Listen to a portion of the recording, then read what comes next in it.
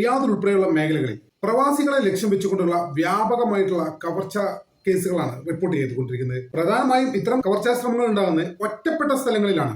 ഒറ്റപ്പെട്ട സ്ഥലങ്ങളിൽ എന്ന് പറയുമ്പോൾ ആള് കുറഞ്ഞ വലിയ സിറ്റിക്കകത്ത് തന്നെ താരതമ്യേന ആള് കുറഞ്ഞ മേഖലയിലാണ് കവർച്ചകളൊക്കെ റിപ്പോർട്ട് ചെയ്യപ്പെടുന്നത്. അത്തരത്തിലുള്ള രണ്ട് സംഭവങ്ങളുടെ വീഡിയോ ആണ് നമ്മൾ നോക്കാൻ പോകുന്നത്. അതിനോടൊപ്പം തന്നെ നാം മനസ്സിലാക്കേണ്ട ചില നിർണായക മുന്നറിയിപ്പുകളുമാണ് നമ്മൾ പ്രധാനമായിട്ടും പറയാൻ പോകുന്നത്. ആദ്യം നമുക്ക് ഒന്നാമത്തെ കവർച്ചയുടെ വീഡിയോ ഒന്ന് കാണാം.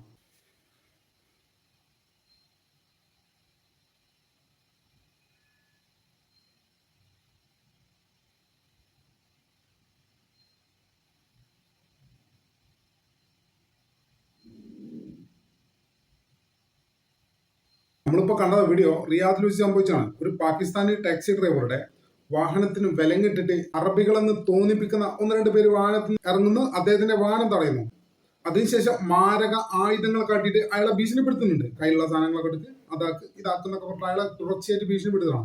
ഇത് സംഭവിച്ചിരിക്കുന്നത് അർദ്ധരാത്രിയാണ്. മാത്രമല്ല ആളൊഴിഞ്ഞൊരു മേഖലയിൽ വെച്ചിട്ടാണ്. ഈ പാകിസ്ഥാനി ടാക്സി ഡ്രൈവർ പരമാവധി പ്രിവെന്റ് ചെയ്യാൻ അവരോട് ഫൈറ്റ് ചെയ്യാനൊക്കെ ശ്രമിക്കുന്നുണ്ട്. പക്ഷെ മൂന്നാല് ആളുണ്ടാകുമ്പോൾ എത്ര വലിയ പാകിസ്ഥാനി ആണെങ്കിലും പ്രിവെന്റ് ചെയ്യാന്നൊക്കെ പറഞ്ഞാൽ ഇമ്പോസിബിൾ ആണ്, അത്ര സാധ്യമല്ല അത്.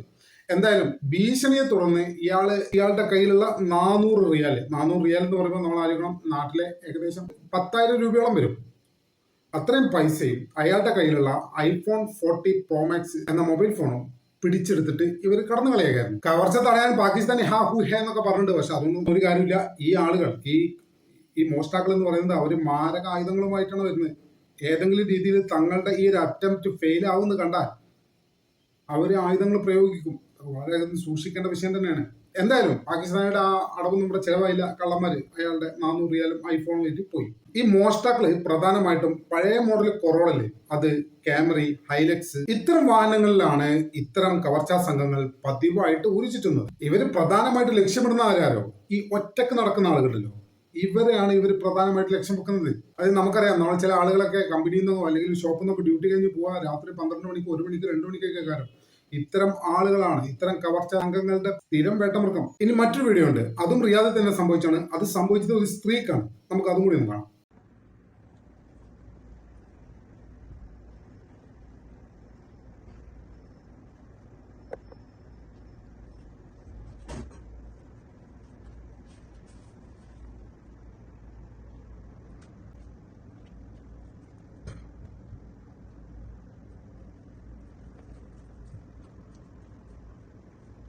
ഒറ്റക്ക് നടന്നു പോകുകയായിരുന്നു സ്ത്രീയെ. ഇത് രാത്രിയല്ല കേട്ടോ, പച്ച പകലാണ് സംഭവിച്ചത്. ഒറ്റക്ക് നടന്നു പോകായിരുന്നു. ഇവരൊരു ബാഗൊക്കെ തൂക്കി ഒറ്റക്ക് ഇങ്ങനെ നടന്നു പോകുന്നു. അപ്പൊ നമ്മൾ ഒറ്റക്ക് പോകുന്ന ആളുകളെ സംബന്ധിച്ചിടത്തോളം അവരിപ്പോ ഇത്രയും കവർച്ചയൊന്നും പ്രതീക്ഷിക്കുന്നില്ലല്ലോ. അങ്ങനെ ഇരിക്കെ ഇവരെ വയ്യാലെ ഒരു വണ്ടി വരും. ഈ വാഹനത്തിൽ നിന്ന് ഒരു ചെറുപ്പക്കാരൻ കൈ പുറത്തേക്ക് ഇട്ടിട്ട് ഈ സ്ത്രീയുടെ ബാഗ് വലിച്ചൂരി പോവാണ്. പോകുന്ന വഴിയിൽ ഈ സ്ത്രീ ബാഗിന്റെ പിടുത്തം വിടാതിരുന്ന ഈ സ്ത്രീ നിലത്തടിച്ച് വീഴാണ്. വാഹനം അടിച്ചു വിട്ട് പോവാണ്. ഈ സ്ത്രീ വിട്ടുകൊടുക്കാതെ നിലത്തടിച്ച് വീഴാണ്. അവസാനം ജീവൻ രക്ഷിക്കാൻ ആ സ്ത്രീക്ക് ആ ബാഗ് ഉപേക്ഷിക്കേണ്ടി വന്നു. എത്ര ദാരുണമായ സംഭവം നോക്കി. നമ്മൾ ആ സ്ത്രീ നിലത്ത് വീഴുന്നു, അവർക്ക് വലിയ രീതിയിൽ അപകടം പറ്റുന്നു നമ്മൾ ഈ വീഡിയോ കാണിക്കുന്നില്ല. യൂട്യൂബിന്റെ ചില പോളിസി കാര്യങ്ങളൊക്കെ ഉണ്ടല്ലോ, അതുകൊണ്ട് കാണിക്കാത്താണ്. അതിന് ഫുൾ വീഡിയോ നമ്മളെ കയ്യിലുണ്ട്. നമ്മൾ കട്ട് ചെയ്ത വെർഷനെ കാണിക്കുന്നുള്ളൂ. നിങ്ങളൊന്ന് ആലോചിക്കുക, എന്തുമാത്രം റിസ്ക് ആണിത്. പച്ച പകലാണിത്. ആ സ്ത്രീ നിങ്ങൾ ശ്രദ്ധിച്ചോ, ആ ഏരിയയിൽ ഒരൊറ്റ ആൾ പോലും ഇല്ല. ആ സ്ത്രീ ഒറ്റക്കാണ് നടന്നു പോകുന്നത്. ഇത്തരം ആളുകളെ തന്നെയാണ് ഇത്തരം കവർച്ചാ സംഘങ്ങൾ സ്ഥിരമായിട്ട് ലക്ഷ്യം വെക്കുന്നത്. ഇവിടെ മലയാളികളെ സംബന്ധിച്ചിടത്തോളം നമുക്ക് ഒന്ന് രണ്ട് കാര്യങ്ങൾ പറയാനുണ്ട്. നമുക്കറിയാം, മലയാളികൾ ആഡംബര പ്രിയരാണ് എന്ന് മാത്രമല്ല ആഡംബര പ്രദർശനം ഇഷ്ടപ്പെടുന്ന ആളുകളും കൂടിയാണ് മലയാളികൾ. നമുക്കെല്ലാം അറിയുന്നതാണ്. മലയാളികൾക്കിടയിൽ ഐഫോൺ എന്ന് പറയുന്നത് ഇന്ന് വ്യാപകമാണ്. സ്വന്തം ആവശ്യങ്ങൾക്ക് ഉപയോഗിക്കുക എന്നതിലുപരി എന്റെ കയ്യിൽ ഐഫോൺ ഉണ്ട്, എന്നാ പിന്നെ 4 ആൾ അതൊന്ന് കാണട്ടെ എന്ന രീതിയിൽ പ്രദർശന സ്വഭാവം പൊതുവെ മലയാളികൾക്ക് ഉള്ളതാണ്, പ്രത്യേകിച്ച് ആഡംബര വസ്തുക്കളിൽ. ഇജാതി അല്പന്മാർ മനസ്സിലാക്കേണ്ട ഒരു കാര്യം എന്താ അറിയോ, നിങ്ങളുടെ ഈ പട്ടിഷോ ഉണ്ടല്ലോ, ഈ ഐഫോണൊക്കെ വെച്ചിട്ടുള്ള ഈ പട്ടിഷോ, ഇതൊക്കെ ഇത്തരം മോഷ്ടാക്കൾക്കും ക്രിമിനലുകൾക്കും നിങ്ങളെ നോട്ടപ്പുള്ളിയാക്കാൻ എളുപ്പമാണ്. നിങ്ങൾ എവിടേക്ക് പോകുന്നു, എപ്പോൾ വരുന്നു, എന്താണ് നിങ്ങളുടെ ഡെയിലി റുട്ടീൻ, രാത്രി എത്ര മണിയോടെയാണ് ഡ്യൂട്ടി കഴിഞ്ഞ് നിങ്ങൾ മടങ്ങുന്നത്, രാവിലെ എത്ര മണിക്കാണ് നിങ്ങൾ ഡ്യൂട്ടിക്ക് പോകുന്നത്, ആ സമയം റോഡിൽ തിരക്കുണ്ടാവാറുണ്ടോ, രാത്രി നിങ്ങൾ ഡ്യൂട്ടി കഴിഞ്ഞ് റൂമിലേക്ക് തിരിച്ചു പോകുമ്പോൾ റോഡിൽ തിരക്കുണ്ടാവാറുണ്ടോ, ഏതൊക്കെ ഷോപ്പുകൾ ആ സമയം ആ ഭാഗത്ത് തുറന്നിരിക്കും, ഇതൊക്കെ ഇവർ കൃത്യമായിട്ട് നോട്ട് ചെയ്യും. നിങ്ങൾ ഈ അല്പത്തരം കാണിച്ച് ഐഫോണൊക്കെ എടുത്ത് പട്ടിഷോ കാണിച്ച് നടക്കുമ്പോൾ ഇത്തരം വലിയ റിസ്ക്, ഇത്തരം ക്രിമിനലുകൾ നിങ്ങളെ നോട്ടമിടുകയാണ്. അത് മനസ്സിലാക്കണം. വില കൂടിയ ഫോണുകളും വാച്ചുകളും അവനവന്റെ സന്തോഷത്തിന് വേണ്ടി വാങ്ങുന്നതോ ഉപയോഗിക്കുന്നതോ ഒന്നും തെറ്റില്ല. അതിന്റെ ആ സ്പെസിഫിക് ഒക്കെ യൂസ് ചെയ്ത് നിങ്ങൾ നല്ല നല്ല ഫോട്ടോസ് ഒക്കെ എടുത്ത് നല്ല നല്ല വ്ളോഗ് ഒക്കെ ചെയ്ത് ഇൻസ്റ്റാഗ്രാമിൽ ഇടുന്നേ. നമ്മളെപ്പോലുള്ള സാധാരണക്കാരും കാണട്ടെ എന്തൊക്കെയാണ് നിങ്ങളുടെ ഫോണിന്റെ സ്പെസിഫിക്കേഷൻ, അതിന്റെ ക്വാളിറ്റി എത്രത്തോളം ഉണ്ട്, ഇതൊക്കെ ഞങ്ങൾക്കൊന്നും അറിയാലോ. പക്ഷെ അതിന്റെ പകരം എന്റെ കയ്യിൽ ഐഫോൺ ഉണ്ടാവില്ല, നാലാൾ കാണട്ടെ എന്ന് പറഞ്ഞ് പട്ടിഷോ കാണിച്ച് നടന്നാൽ നിങ്ങൾ അപകടത്തിലാക്കുന്നത് നിങ്ങളുടെ ജീവൻ തന്നെയാണ്. അത് മറക്കരുത്. നിങ്ങളെപ്പോലുള്ള പട്ടിഷോക്കാര് സദാ നിരീക്ഷണത്തിന് വിധേയമായിക്കൊണ്ടിരിക്കുകയാണ്, കള്ളന്മാരുടെയും ക്രിമിനലുകളുടെയും.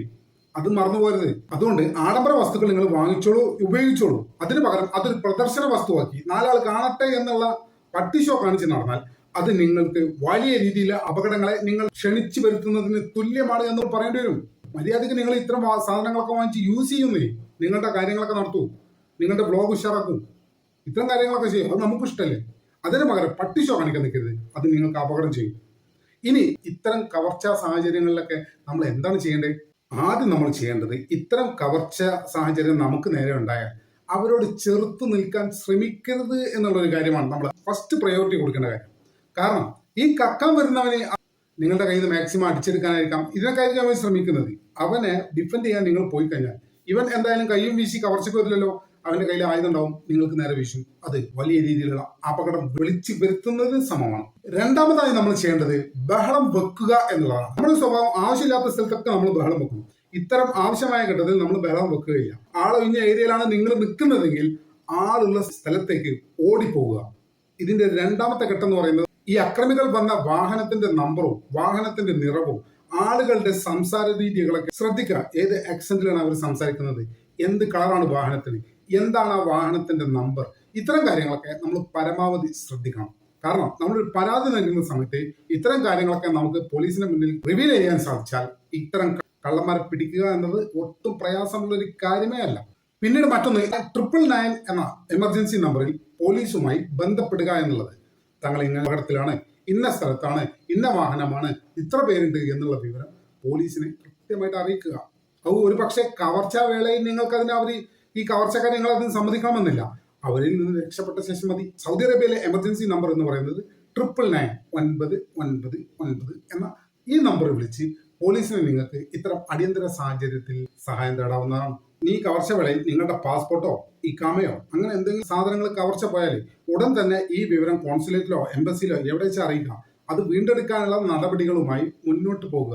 അതിനു മുമ്പ് ചെയ്യേണ്ട ഒരു കാര്യം എന്താണെന്ന് വെച്ചാൽ, നിങ്ങളുടെ ഇക്കാമാവട്ടെ അല്ലെങ്കിൽ പാസ്പോർട്ട് ആവട്ടെ, ഇത്തരം കാര്യങ്ങളുടെയൊക്കെ ഒരു ഫോട്ടോ കോപ്പി നിങ്ങളുടെ കയ്യിൽ നിങ്ങളുടെ റൂമിൽ സൂക്ഷിക്കുക എന്നുള്ളത് വളരെ ഇമ്പോർട്ടന്റ് ആയിട്ടൊരു കാര്യമാണ്. നമ്മൾ പുതിയൊരു പാസ്പോർട്ടിന് അപേക്ഷിക്കുന്ന സമയത്ത് പോലും നഷ്ടപ്പെട്ട പാസ്പോർട്ടിന്റെ ഒരു ഫോട്ടോ കോപ്പി പോലും ഇല്ലാതെ എങ്ങനെ അത് ശരിയാവാം?